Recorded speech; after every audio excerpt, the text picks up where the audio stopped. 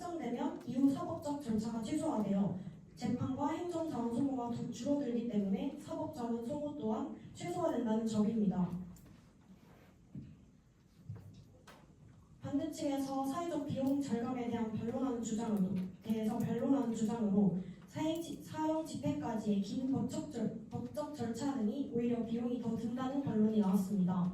사형은 최고 형벌이기 때문에 보다 엄격하고 장기적인 재판 절차가 필요하며 피고인 측의 비용과 항소, 상고, 헌법 소원 등 법률적 절차가 수년간 계속되는데 그 과정에서 재판관, 검찰, 국선 변호인, 심의 비용 등 엄청난 사법 자원이 소모되는데요. 실제로 캘리포니아주 정부는 사형제가 부활된 지난 1977년 이후 지금까지 35년간 사형수 관련 예산을 무려 40억 달러나 집행했다고 합니다. 하지만 같은 기간 사형이 집행된 경우는 겨우 13건에 불과했습니다.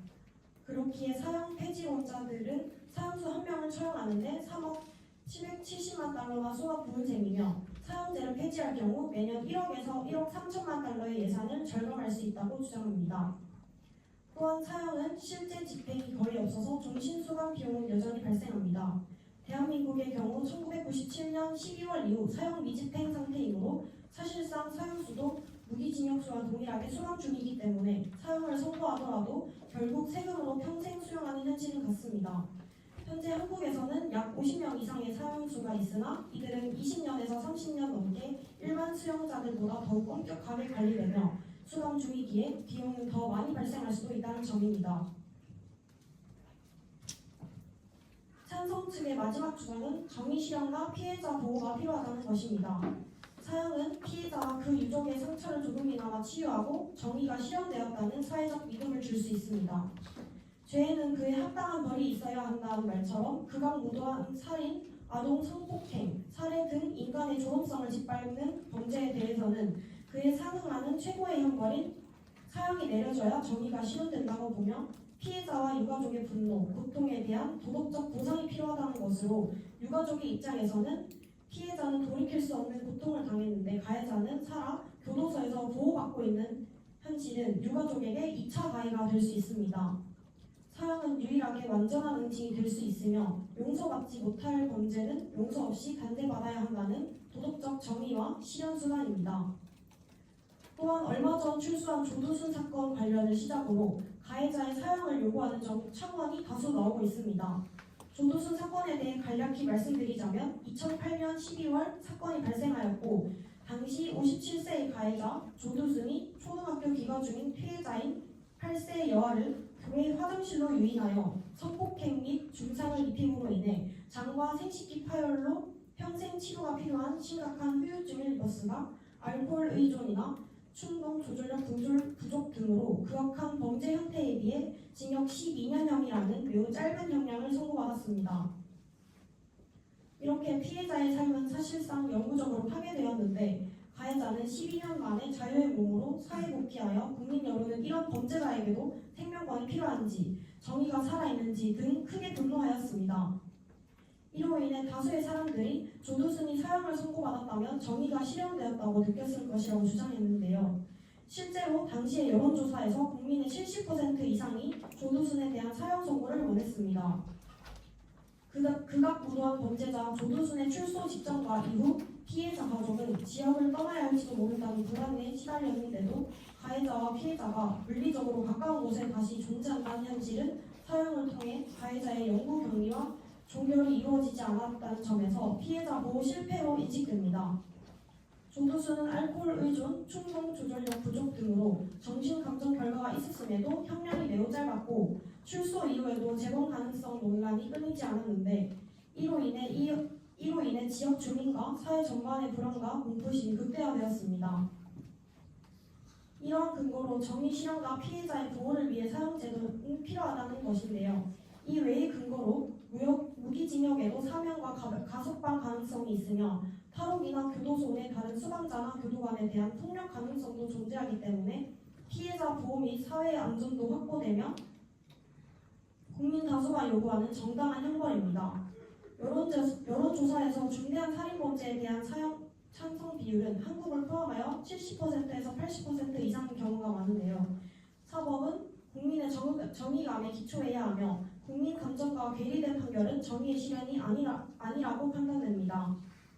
앞서 언급했던 조두순 사건과 이외 강우순, 유영철 사건 이후 여론은 왜 사형을 집행하지 않느냐는 사회 대부분의 반응은 사회적 분노의 표출이며 정의 실현을 요구하는 국민의 목소리로 해석할 수 있습니다.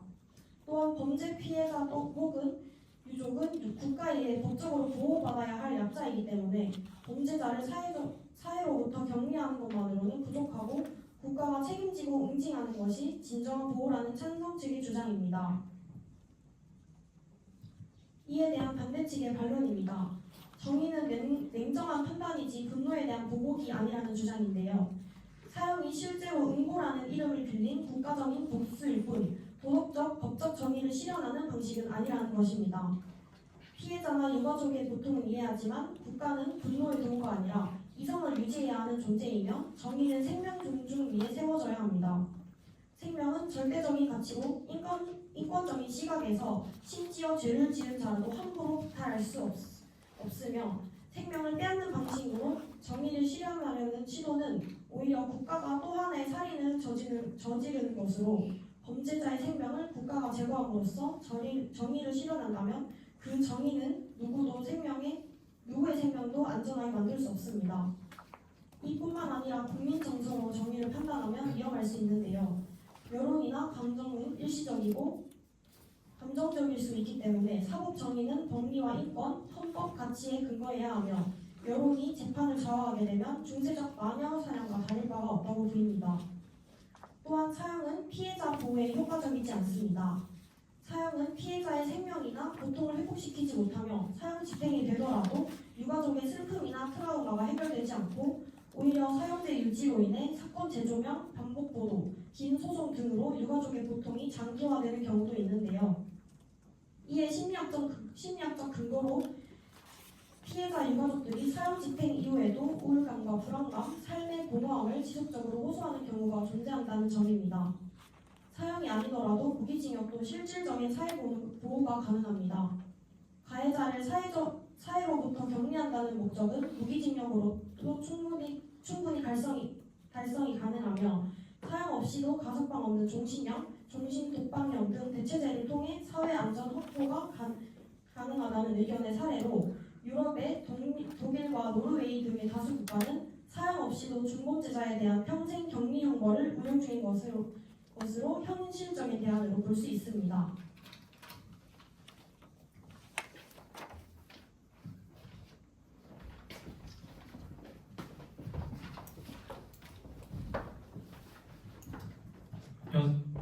이어서 반대측 주장입니다.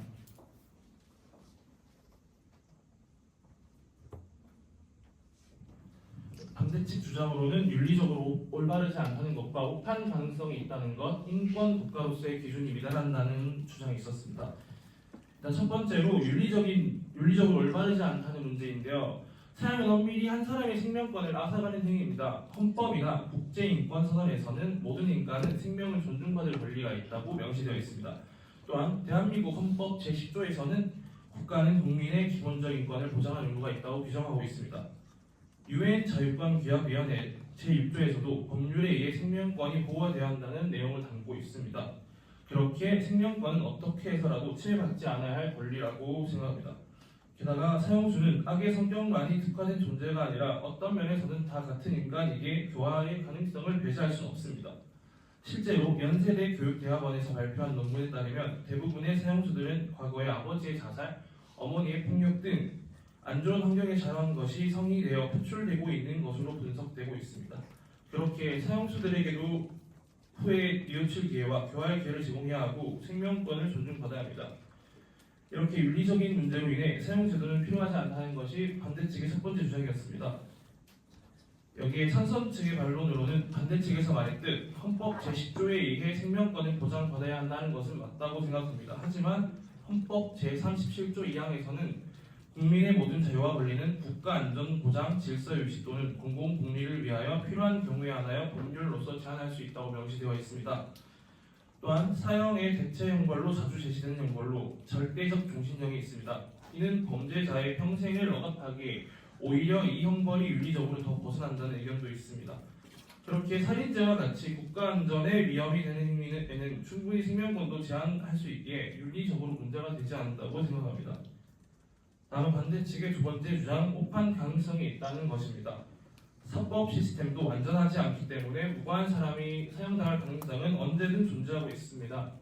실제로 인민혁명당 사건이라고 중앙정보부 조작에 의해 선고 18시간 만에 사형이 집행되고 2007년에 무죄가 선고되는 경우도 있었습니다. 또한 이춘재 사건이 있는데 이 사건 또한 오판으로 인해 20년 복역한 후 2009년에 가석방되는 사건도 있었습니다. 우리나라 외에 미국에서도 사형이 확정되었다가 무죄로 밝혀져서 석방된 사람이 114명이나 된다고 합니다. 이처럼 사법의 오판 가능성은 필연적으로 녹아있는 존재라고 할 수 있으며 국제인권옹호 한국연맹에서는 우리나라 법관 중 35%가 한 번 이상의 오판을 경험했다고 밝혔습니다.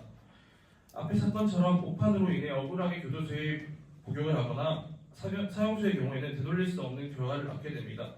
이런 오판들로 인해 사형제도는 필요하지 않다고 생각하는 것이 반대 측의 주장이었습니다. 여기에 대한 찬성 측의 반론으로는 오판은 사법의 전체적인 문제이지 사형제도 자체의 문제는 아니라고 주장합니다.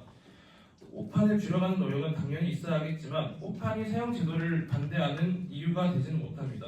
또한 예전 인민혁명당 사건과 같은 일들은 정치적으로 혼란했던 시기에 벌어진 일들로 오늘날에는 그러한 사건과 같은 오판 가능성은 거의 없다고 보는 것이 찬성 측의 반론이었습니다.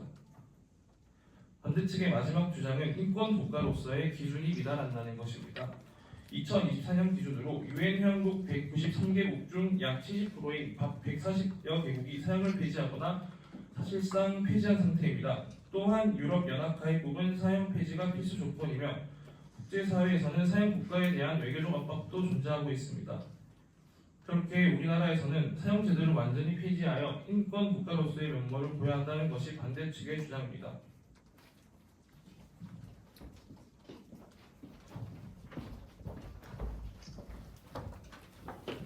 이렇게 저희서 토론의 찬성 측과 반대 측의 주장을 정리하자면 사형제도는 사회 정의와 공공의 안전을 위한 불가피한 제도라고 할 수 있다는 찬성 측의 결론, 그리고 찬성제도는 폐지되어야 하며 정의와 안전은 생명 존중과 인권 보장을 전제로 이루어져야 한다는 반대 측의 결론입니다.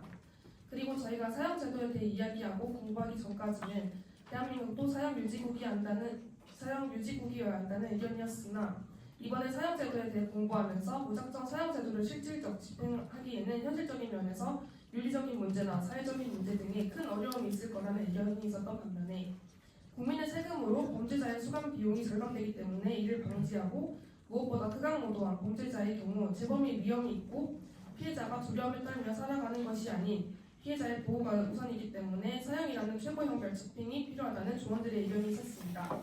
이상으로 사형제도 토론 발표를 마치겠습니다. 감사합니다. 질문 해보세요. 발표 잘 들었습니다. 일본어 아까 하신 질문입니다. 아까 사형제도에 대해서 반대한다는 두 분이 보이죠. 사형제도에 대한 반대. 네, 질문을 하나 드리면 사실은 전공자가 아니다 보니까 기술적으로 깊게 들어가고 싶진 않아서 질문을 드리면 일단 만약에 여러분들 중에서 여러분의 가족이 사랑하는 가족이 억울하게 만약에 살해가 됐어요. 그러면 당신은 여전히 사형제 폐지가 옳다고 말씀을 하실 수 있어요. 여기서 덧붙여서 개인의 복수심과 사회의 정의의 경계는 어디에서 나뉘는